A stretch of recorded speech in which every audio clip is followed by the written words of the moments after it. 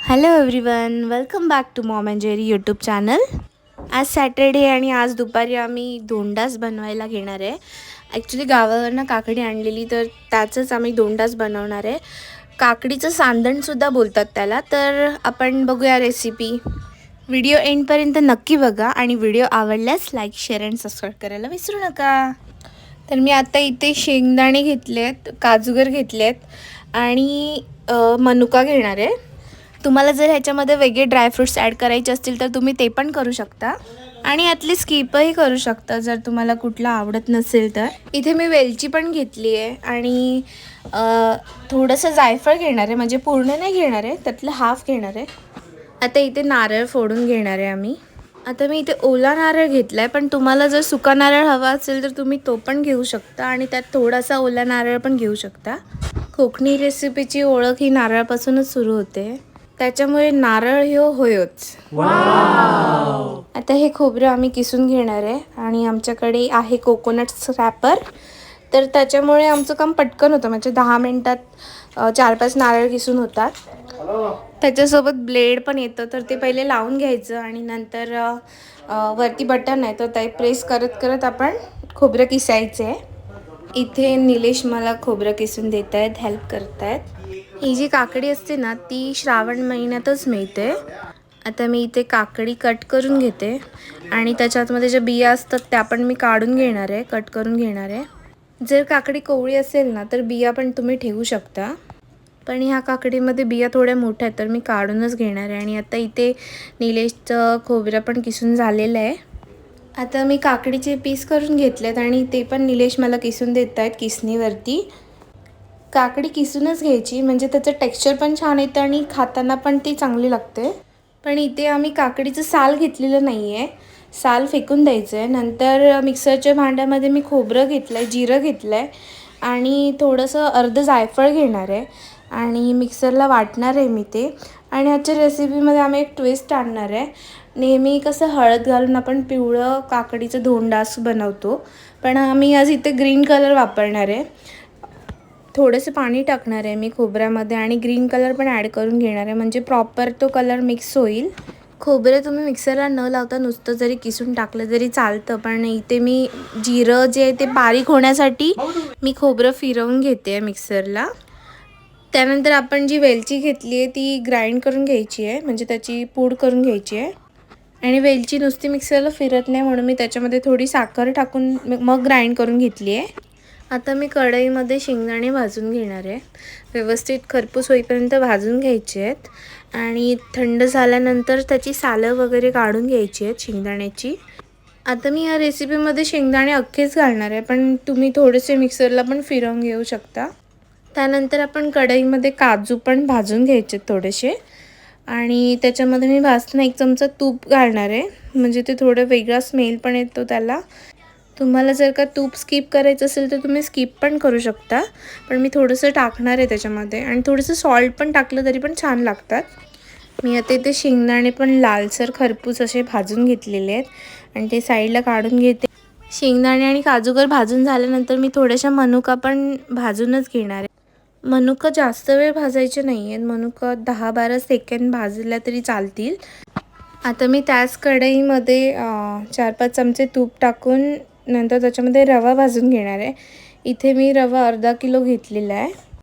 रवा पण चांगला भाजून घ्यायचा आहे तुपामध्ये. रव्याऐवजी जर का तुम्ही तांदूळ घेणार असाल तर उकडे तांदूळ पण तुम्ही स्वच्छ धुवून वाळवून नंतर ते तव्यामध्ये भाजून त्याचा रवा करून घेऊ शकता. अदरवाईज इथे तुम्ही जाडा रवा जरी घेतला तरी पण त्याचं धोंडाच छान होतं. मी इथे मीडियम साईजचा रवा घेतला आहे. आता मी तुपामध्ये तूप टाकणार आहे परत 4-5 चमचे आणि त्याच्यामध्ये नंतर जी आपण किसलेली काकडी आहे ना ती टाकायची आहे. काकडीमध्ये पाणी जास्त प्रमाणात असतं, त्यामुळे जेव्हा तुम्ही तुपामध्ये टाकणार काकडी त्यावेळी थोडं केअरफुली टाकायला लागेल, कारण की आपण पाणी पण टाकतो आणि तूप चांगलं गरम झालेलं असतं तर ते उडण्याचं शक्यता असते पाणी हातावरती. ही काकडी आता थोडी परतवून घ्यायची व्यवस्थित, थोडंसं पाणी आटेपर्यंत. काकडी एकदा तुपामध्ये टाकली ना की ती सारखी परतवत राहायची, खाली लागता कामा नये. आता बऱ्यापैकी काकडीचं पाणी आटलं आहे, तर मी गूळ पण ओव्हनमध्ये मेल्ट करून घेते. जर ओव्हन नसेल तर तुम्ही गूळ किसून पण घेऊ शकता सुरीने. आता मी हे गूळ लगेचच काकडीमध्ये मिक्स करून प्रॉपर ते ढवळून घेणार आहे. आता गूळ टाकल्यावर थोडं जास्त पाणी सुटल्यासारखं वाटेल, पण ते ढवळत राहायचं आणि ढवळून झाल्यानंतर थोडंसं ते थिक होतं. हे गूळ मी अंदाजे घेतलं आहे, पण तुम्हाला जर का जास्त गोड हवं असेल तर तुम्ही जास्त पण घेऊ शकता आणि कमी गोड हवं असेल तर तुम्ही कमी पण घेऊ शकता. आता मी ह्याच्यामध्ये जे आपण वाटण केलेलं, ज्याच्यामध्ये जिरं आणि ग्रीन कलर घातलेला, खोबरं वाटून घेतलेलं ते टाकलं आणि ते पण व्यवस्थित मिक्स करून घेणार आहे. आता ह्याच्यामध्ये थोडीशी उकळी येईपर्यंत हे ढवळायचं आहे. आता याच्यामध्ये मी ओल्या नारळाचं किसलेलं जे खोबरं होतं ते पण मी ॲड केलं आहे. आता व्यवस्थित परतून झाल्यानंतर मी 1 चमचा वेलची पूड जी आहे ती पण ॲड करणार आहे आता.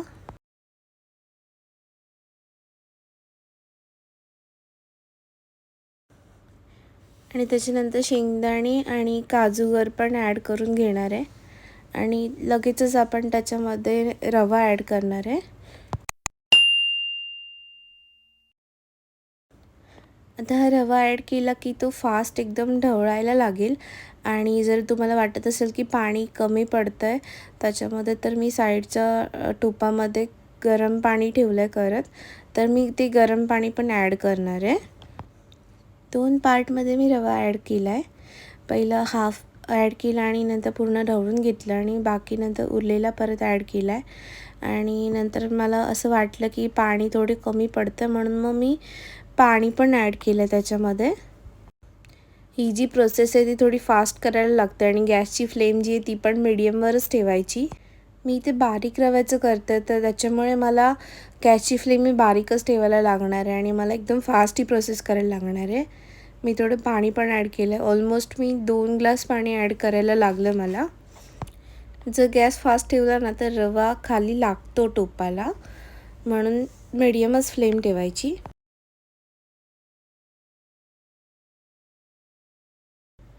आणि आता ह्याच्यामध्ये उरलेली जी वेलची पूड आहे ती सगळी घालणार आहे मी आणि झाकण मारून ठेवून देणार आहे एक मीडियम गॅसवरती एक 5-6 मिनटं. आणि मी मनुका पण राहिलेलं ते लास्टला ॲड केले आहेत, कारण की ते जास्त फुगतात नाही. तर तुम्हाला जर का मनुका आधी ॲड करायचे असतील तर तुम्ही त्याआधी पण ॲड करू शकता. आता ह्याच्यामध्ये वेलची पूड टाकल्यानंतर जास्त ढवळत नाही बसायचं, झाकण मारून ठेवून द्यायचं, म्हणजे ते पूर्ण त्याचा स्मेल आहे तो पूर्ण त्या धुंडसमध्ये जातो. एक 5-6 मिनटं झाकण मारून ठेवल्यानंतर मी लगेच ते ट्रेमध्ये ट्रान्सफर करून घेणार आहे. ट्रे आता थोडासा तुपाने ग्रीस करून घ्यायचं आहे आणि लगेचच ट्रेमध्ये ते जे आहे काकडीचं सांदण ते सेट करून घ्यायचं आहे. तुम्ही हे टोपामध्ये पण सेट करू शकता आणि ट्रेमध्ये तुम्हाला कुठला वेगळा शेप हवा असेल तर तुम्ही ट्रेमध्ये पण सेट करू शकता. आता इथे हे माझं सेट करून झालेलं आहे आणि आता मी त्याच्यावरती हळदीची पानं टाकणार आहे आणि हळदीची पानं टाकल्यानंतर मी हे तव्यावरती ठेवणार आहे ट्रे आणि त्याच्यावरती एक ताट ठेवून त्याच्यावर थोडेसे निकारे टाकून ओव्हरनाईट ठेवणार आहे आणि मॉर्निंगला आपण ते काढताना कसं दिसतं ते पण मी तुम्हाला दाखवते. हळदीची पानं ठेवल्यामुळे त्याच्यामध्ये त्याचा फ्लेवर पण उतरतो. त्याच्यावरती हळदीची पानं मी सेट करून घेतलेली आहेत आणि आता त्याच्यावर मी थोडं वेट ठेवणार आहे, म्हणजे ते प्रॉपर चेपलं जाईल. आणि नंतर हे तव्यावरती ठेवून त्याच्यावरती निकारे टाकून मॉर्निंगला जेव्हा मी बघितलं तर ते असं पूर्ण पानं पूर्ण बर्न झालेली आणि त्याचा स्मेल एवढा मस्त येत होता ना, म्हणजे ते जेव्हा पानं ओपन केली त्यावेळी हळदीचा फ्लेवर पूर्ण उतरलेला त्याच्यामध्ये. गेल्या वर्षी मी हे टोपामध्ये केलेलं, म्हणून मी यावर्षी ट्रेमध्ये सेट केलं आहे आणि अशा प्रकारे आपली रेसिपी ही कंप्लीट झालेली आहे. याचे तुम्ही हवे तर शेपमध्ये कटिंग करू शकता आणि सर्व करू शकता. मी आता हे स्क्वेअरमध्येच कट करणार आहे.